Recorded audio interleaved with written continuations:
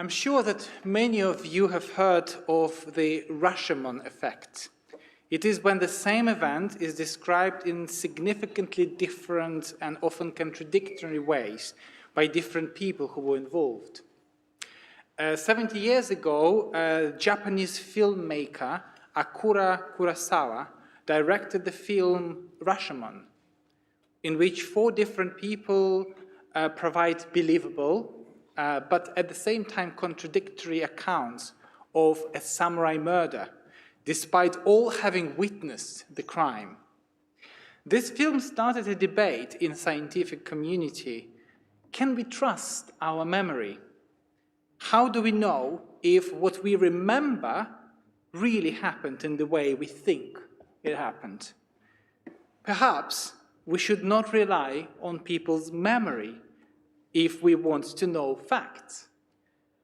And perhaps memory is not about facts at all. And this Tuesday, I had a privilege to have a brief conversation with Sir Anish Kapoor, a famous sculptor who made our Holocaust memorial. And when on the way back after the service, you will see it or mounted on the wall in the main foyer. We spoke about the meaning of his work, and he said something which I think is important. He said, "This work is not mine anymore. Well, yes, I made it, but it is not mine now. It belongs to those who look at it." Today, what we think and how we interpret the art or literature is more important than the author's intention. The way we remember and interpret everything is very individual and different for different people. But there is something more than just memories of an individual. Social scientist Maurice Habworks introduced the notion of collective memory. It refers to shared knowledge of a group that shapes the group's identity. In other words, memory is not about history or facts at all, but about our sense of identity. Collective memory serves as a mirror of collective identity of the group. So the Dr. Habworks says, if we know what people remember and how they tell their story, we know who they are. The notion of identity is the key to understand the difference between history and collective memory. A goal of history is to provide a comprehensive, accurate, and unbiased portrayal of past events. But in contrast, collective memory is not objective. It focuses on a single perspective. History is about what happened. Memory is about who you are. Studies have found that people from different nations have major differences in their recollections of the past. In one study where American and Russian students were instructed to recall significant events of the World War II, and so in this list of events were compared later, most events recalled by the American and Russian students were not shared. We can talk about the same event, but see completely different sides of it and come to opposite conclusions. It doesn't mean that one side is a lie. Sometimes both perspectives can be truthful, and there is more than one correct answer. The same event can be experienced, understood, and remembered in a very different way. My only hope that this sermon will be remembered somehow. Because that's certainly a bad sign if you don't remember anything. Hebrew word for memory is zachor. This root is central for Jewish tradition. The name of the prayer said several times a year in memory of people we loved is called yizkor, coming from the same root, which means he will remember, or may he remember, reflecting the hope that God will remember our loved ones. Referring to people who died, one can add zichronam livracha, which means may their memory be for a blessing. And sometimes you can see 2 letters, Zal, Zain and Lamet, next to somebody who died. Yosef Chaim Yerushalmi wrote a book which was called Zachor, Jewish History and Jewish Memory. In it, he says that the concept of remembrance and not forgetting are repeated nearly 200 times in the Hebrew Bible. Remember the Sabbath. Remember the covenant. Remember the exodus from Egypt. Do not forget how you provoked the Eternal One in the incidents of the golden calf. Don't forget that you were slaves in the land of Egypt, and many, many more examples. Yosef Yerushalmi also says that memory is not about objectivity, but the very subjective narrative of understanding who we are. From this perspective, memory is more important than history in Jewish culture. For the Jewish people, collective memory is formed and flows through ritual and tradition. Not only does the word Zachor, commandment to remember, appears multiple times in the Hebrew Bible, but the Israelite nation is also instructed not to forget. Please don't forget. Many scholars argue that the English translation of the word Zachor as remember is too small in scope and doesn't reflect the true meaning of this commandment. They argue that the word implies a strong level of action. To remember something, you need your active choice to remember. You need to make a choice to do something to create those memories, to have your association with events and with stories. One active way of remembering is through tradition, through practice of rituals. Marcel Proust wrote about the idea of memory as containing the essence of the past. He reflected that an act as simple as eating a piece of pastry could unlock the memory systems of the brain.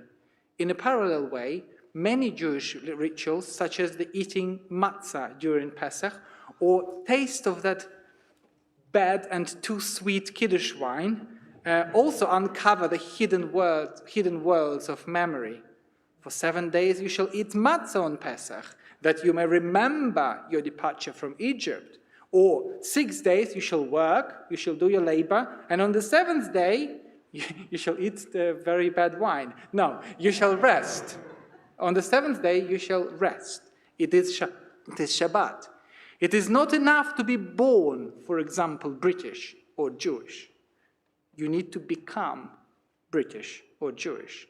Take part in rituals. Familiarize yourself with stories and know how to be one.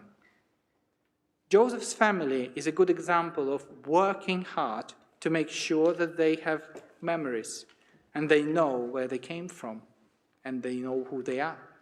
The amount of research they did into their family history is beyond praise. For them, it is not only about knowing, but early next week, I know that they're flying to Poland, to the place where their family is from, or at least the earliest they could find, and for the first time in so many years, I hope, will hold a prayer in their ancestral synagogue after decades of neglect and destruction. It is memories like this that will create strong bond and will be a source of strength and inspiration for many generations. But memory presents us with a paradox. On the one hand, it is not about facts, but about identity. We know that. The sense of who you are. But on the other hand, we all have different versions of the same event, knowing it from Rashomon effect. How we achieve unanimity of collective memory and united identity. Is there a united identity? We think we have the same collective memory, but perhaps we don't. We assume that other people understand history and culture in a similar way. We assume that others have similar memories that we do, but probably they don't. Let's take, for example, this service.